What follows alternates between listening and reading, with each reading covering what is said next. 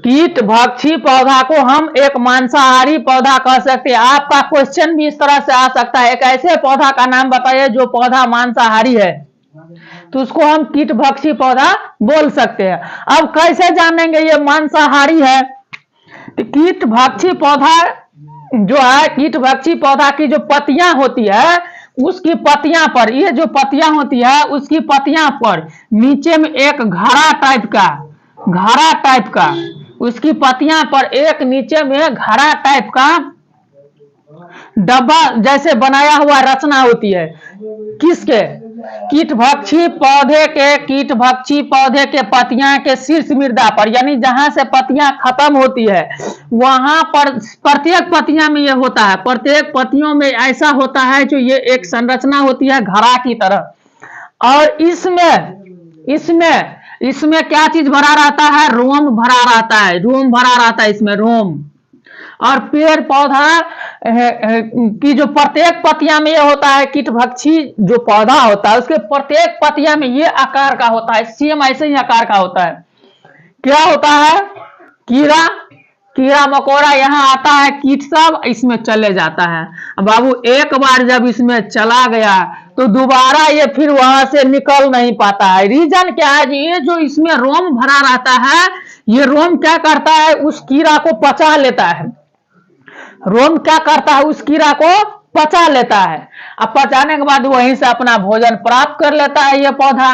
तो इस तरह से कीट भक्षी पौधा को मांसाहारी पौधा कहा जाता है। अगर बात करें कीट भक्षी, अगर आपके एग्जाम में भी इस तरह से क्वेश्चन आ सकता है, जो उस पौधा का नाम बताइए जो एक मांसाहारी पौधा है, तो अगर आपके ऑप्शन में कीट भक्षी रहे तो तुरंत उसको टिक मार देना है, क्योंकि कीट भक्षी एक ऐसा पौधा है जो अपना भोजन, कीट माने क्या? कीड़ा मकोड़ा, और भक्षी माने भक्षण करता है। कीट का मतलब कीड़ा मकोड़ा, भक्षी माने भक्षण। जो कीड़े मकोड़ों से अपना भोजन प्राप्त करता है उसको कीट भक्षी कहा जाता है। अब वो पौधा, ये पौधा मुख्यतः बता दिए, इसके शीर्ष मृदा पर घड़ा जैसी रचना आती है जिसमें रोम भरा रहता है। जब कीड़ा एक बार इसमें फंस गया तो वो कभी वापस नहीं जा सकता है। रीजन यही है, जो वो भोजन क्या करता है, रोम उसको पचा लेता है और मुख्य रूप से पचाने के बाद भोजन में अवशोषित कर देता है ये। तो आप मुख्यतः समझ गए होंगे।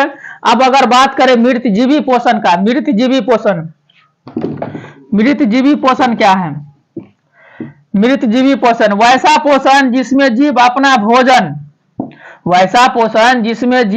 भोजन सड़े गले पदार्थों से अवशोषित करता है। सड़े गले पदार्थ से अपना भोजन अवशोषित करेगा। मृतजीवी पोषण की जो अगर बात करें ना हम, तो वो अपना भोजन सड़े गले पदार्थों से अवशोषित करता है, वही मृतजीवी पोषण कहलाता है। जो अपना भोजन कैसे ग्रहण करता है? सड़े गले पदार्थ से, तो वो क्या कहलाता है? मृतजीवी पोषण कहलाते हैं। जो अपना भोजन सड़े गले पदार्थ से करता है वो मृतजीवी कहलाता है। अगर बात करें मृतजीवी में, तो मृतजीवी पोषण का उदाहरण है कवक, जिसको हम लोग कहते हैं कवक, फंजाई। अब फंजाई आप देखते होंगे वर्षा के समय में अगर हम कपड़ा साफ करते हैं, कपड़ा सूखने की जगह नहीं मिलती है तो कहीं कपड़ा छोड़ देते हैं, और छोड़ने के बाद क्या होता है, उस कपड़े पर रुई जैसी उजली व्हाइट जो होता है संरचना इस तरह से कपड़ों पर बन जाती है। वही क्या कहलाती है? फंजाई कहलाती है। क्या कहलाती है? फंजाई। आप देखते होंगे माल मवेशी का अपशिष्ट यानी गोबर हम लोग अपने खेत के किसी कोने पर जमा कर देते हैं।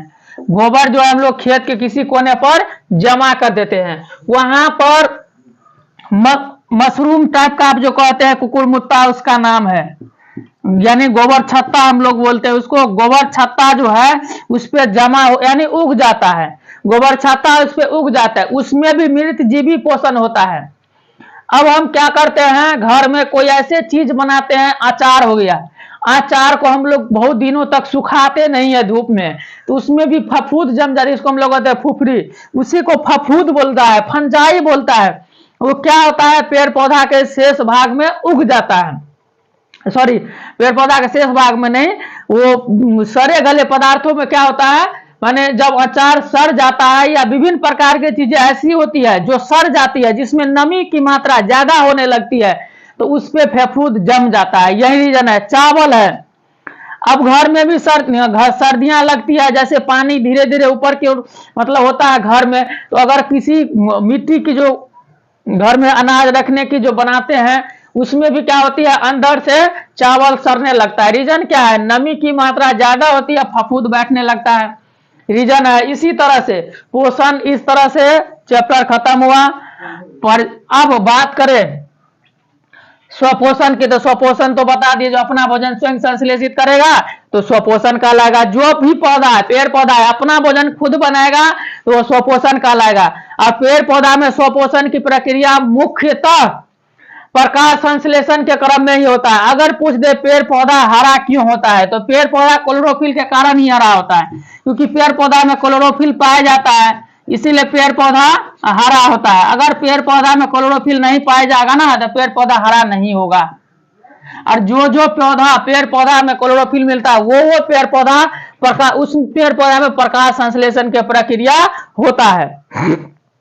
अब अगर बात करें तो पेड़ पौधा मुख्य रूप से प्रोटीन और वसा का भी संश्लेषण करता है। पेड़ पौधा प्रोटीन और वसा का भी संश्लेषण करता है।